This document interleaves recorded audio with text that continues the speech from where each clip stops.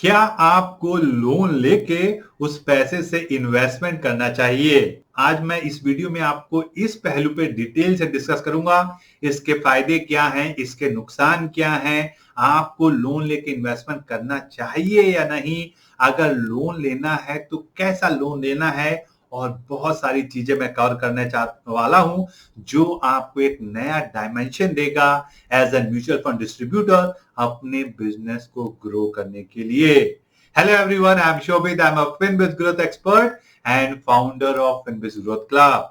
We are an aspiring community of new age mutual fund distributors who are determined to change how India invests.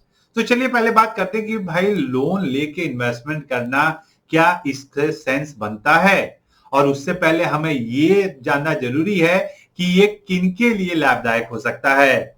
तो अगर आपका कोई client है जो एक हैबिचुअल स्पेंडर है, इसका मतलब जो भी पैसे वो कमाता है वो खर्च कर देता है, उसको डिसिप्लिन नहीं है अपने मनी मैनेजमेंट में, तो आप उसको लोन लेके इन्वेस्टमेंट करने की एडवाइस दे सकते हैं, क्योंकि ईएमआई तो कंपलसरी कटना ही कटना है, इन्वेस्टमेंट कटे या ना कटे।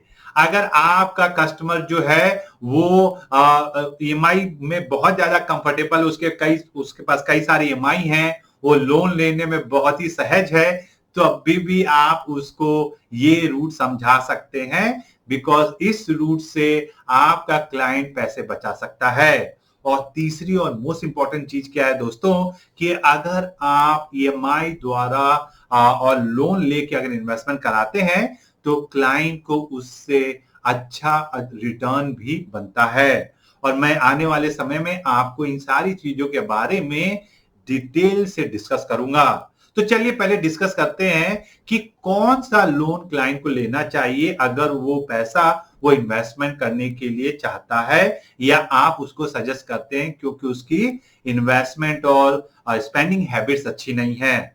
सो जो पहला लोन मैं आपको, और पहला टाइप का लोन जो मैं आपके साथ डिस्कस करना चाहूंगा, वो है पर्सनल लोन, जो सबको इजीली अवेलेबल है। तो चलिए एक सिंपल एग्जांपल लेते हैं कि भाई आज के मार्केट में जो आपको पर्सनल लोन मिल रहा है वो क्या रेट पे मिल रहा है। तो मैंने अभी रिसेंटली एक अच्छी वेबसाइट से ये डाटा निकाला है। अगर आप देखें तो जो भी पर्सनल लोन मार्केट में अभी मिल रहा है वो कहीं भी 10% से लेके 15%, 20%, 30% तक का मिल रहा है, डिपेंडिंग अपॉन क्लाइंट का क्रेडिट प्रोफाइल। उसके साथ प्रोसेसिंग फीस भी पे करनी पड़ रही है।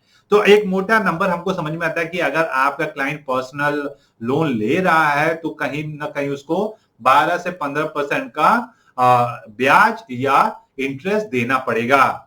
तो अगर ये इंटरेस्ट आपके क्लाइंट को देना पड़ेगा, तो क्वेश्चन आपको पूछना है कि क्या आपका जो क्लाइंट है वो आपके द्वारा सजेस्टेड इन्वेस्टमेंट में 12 से 15% का एटलीस्ट रिटर्न बना पाएगा या नहीं बना पाएगा। तो चलिए एक एग्जांपल लेते हैं और उसके द्वारा समझते हैं, जो मैंने एक वर्किंग शीट बनाई हुई है अपने कम्युनिटी मेंबर्स के लिए। तो अगर आप इसको देखिए, यहाँ पे हम चलिए एक एग्जांपल लेते हैं कि आपका क्लाइंट एक 5 लाख रुपए का पर्सनल लोन लेता है। टाइम पीरियड चलिए 7 साल कर देते हैं इस एग्जांपल में, और उसके बाद जो लोन का इंटरेस्ट है उसको हम चलिए 12% कर लेते हैं। तो अगर आपने ये नंबर कैलकुलेटर में डाला तो जो टोटल कस्टमर को ब्याज के साथ पैसा वापस करना है वो 7,34,074 है। तो इतना पैसा क्लाइंट को ईएमआई के द्वारा जो 8,738 है वो अगले 7 सालों में वापस करना है अपने बैंक को या जिस भी फाइनेंशियल इंस्टीट्यूशन से उसने लिया है। अब चलिए अज्यूम करते हैं कि ये जो 5 लाख रुपए उसने उठाए हैं लोन पे, अगर वो इन्वेस्टमेंट करता है तो उसको फायदा होगा या नुकसान होगा अगर उसको सेम इंटरेस्ट अगर मिल जाए या सेम रिटर्न मिल जाए जो कि हमने 12% का लिया है। तो चलिए उसको भी देखते हैं। उसके लिए भी मैंने एक कैलकुलेशन बनाई है आपको समझाने के लिए।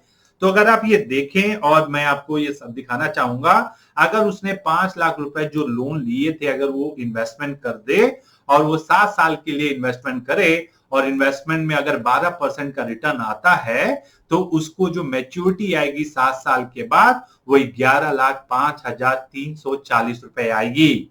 तो आपने देखा कि क्लाइंट ने जो लोन उठाया था उस पर टोटल इंटरेस्ट के साथ उसको जो पैसा वापस करना पड़ रहा है वो 7,34,074 रुपए करना पड़ रहा है, जिसमें से 2,34,000 का इंटरेस्ट वो पे कर रहा है। लेकिन अगर वो ये पैसा इन्वेस्ट करता है तो उसको 50% का फायदा हो रहा है, जितना भी वो ओवरऑल कॉस्ट दे रहा है। तो ये एक विन विन सिचुएशन हो जाती है जहां पे क्लाइंट ईएमआई पे तो कर रहा है लेकिन उसका जो एसेट बिल्डअप हो रहा है वो भी एक अच्छा खासा हो रहा है। इसका मतलब क्लाइंट ने अपने पास से 7 लाख चेंज रुपए जमा किए लेकिन उसके बदले में उसको 11,05,340 रुपए मिले। तो ये एक अच्छा वैल्यू प्रोपोजिशन जो आप अपने क्लाइंट के पास रख सकते हैं। अगर वो डिसिप्लिन नहीं है, अगर वो एसआईपी नहीं कर पा रहा है तो आप उसको पर्सनल लोन सजेस्ट कर सकते हैं। जो दूसरा तरीके का लोन जो मैं आपको चाहूंगा आप अपने क्लाइंट के साथ डिस्कस करें वो है मोनेटाइजेशन ऑफ एसेट्स। नाउ इसका मतलब क्या है, चलिए समझते हैं।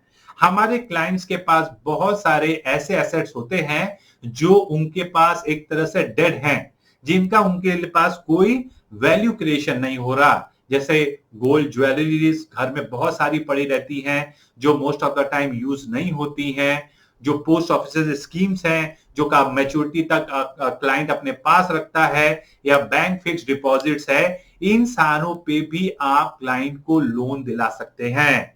अगर आप गोल्ड का लोन क्लाइंट को दिलाते हैं तो दो तरफा फायदा हो सकता है। एक तो क्लाइंट उसके अगेंस्ट में पैसा उठा रहा है जो एक लो इंटरेस्ट रेट पे होगा, जो पर्सनल लोन के रेट से काफी कम होगा। चलिए मैं आपको दिखाता हूं कि एसबीआई क्या रेट चार्ज कर रहा है। अगर आप रिसेंट में एसबीआई का लोन रेट देखें तो जो गोल्ड या सॉवरेन गोल्ड बॉन्ड्स के अगेंस्ट 9.70% का इंटरेस्ट रेट वो चार्ज कर रहे हैं, और पोस्ट ऑफिस स्कीम में अगर आपका कुछ इन्वेस्टमेंट है उसके अगेंस्ट आपको 10.20% का इंटरेस्ट पे आपको लोन मिल सकता है।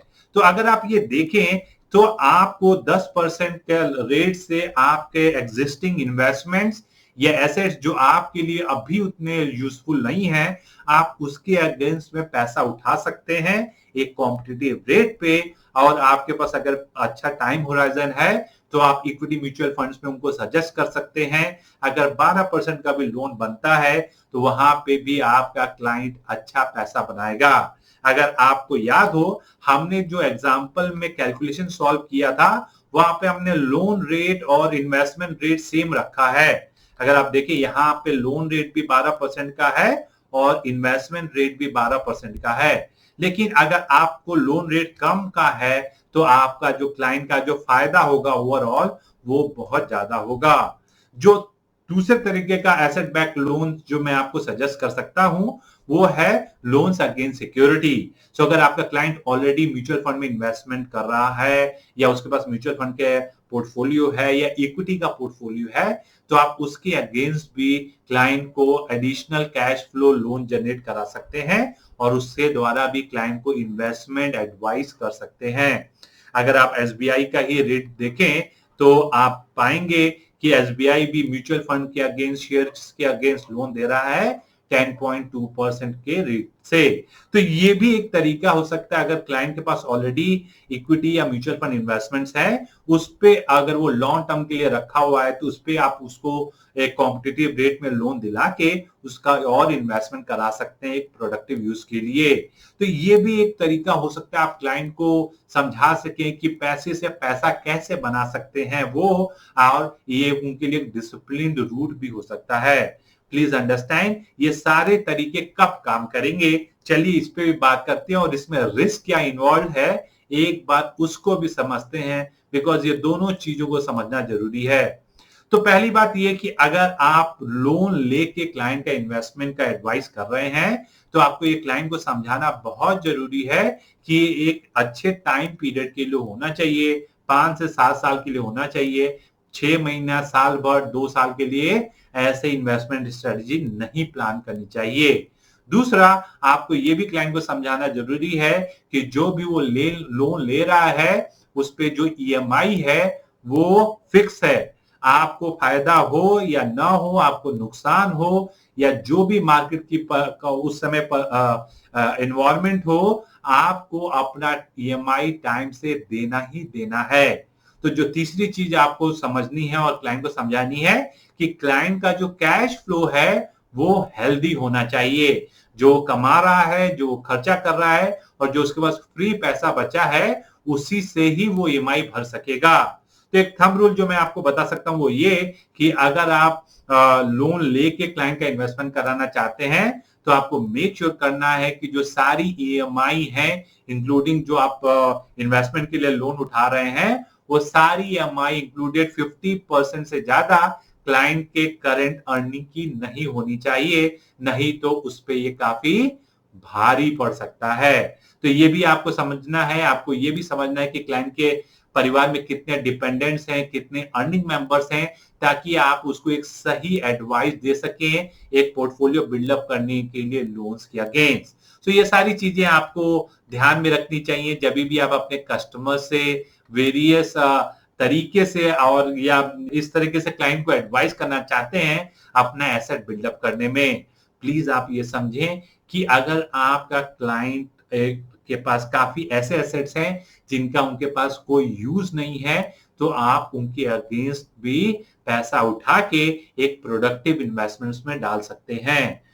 या क्लाइंट के पास बहुत अच्छा कैश फ्लो है लेकिन क्लाइंट डिसिप्लिन नहीं है, क्लाइंट के पास कंट्रोल नहीं है पैसा मैनेजमेंट का, तो आप क्लाइंट को ईएमआई का ऑप्शन देके लोन उठा के आप इन्वेस्टमेंट करा सकते हैं और वो एक काफी प्रॉफिटेबल प्रोपोजिशन भी है। जैसे मैंने आपको दिखाया कि कहीं भी अगर आप शॉर्ट टर्म में ले रहे हैं तो कहीं भी 25 to 30% का आर्बिट्रेज बनता है, लेकिन अगर आप 7 साल 10 साल का ईएमआई का ऑप्शन देख रहे हैं तो वहां पे आपको 50-60% का भी आर्बिट्रेज बनता है।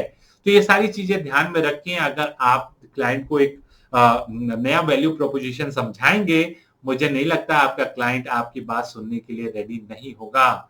सो आई होप मैंने आपको कुछ नए तरीके, नया डायमेंशन दिया है जिससे आप अपने क्लाइंट को एक अच्छा इन्वेस्टमेंट पोर्टफोलियो जो उसके लिए और आप दोनों के लिए रिवॉर्डिंग होगा वो बता सकते हैं। Thank you for watching. अगर आपको ये कंटेंट अच्छा लगा हो तो मैं चाहता हूं कि आप हमारे चैनल को सब्सक्राइब करें, एक थम्स अप दें, ताकि हाँ जब भी फ्यूचर में हम कोई नया कंटेंट डालें आप पहले हो उसको देखने के लिए। Thank you very much and मैं आपको अगले वीडियो में मिलता हूं।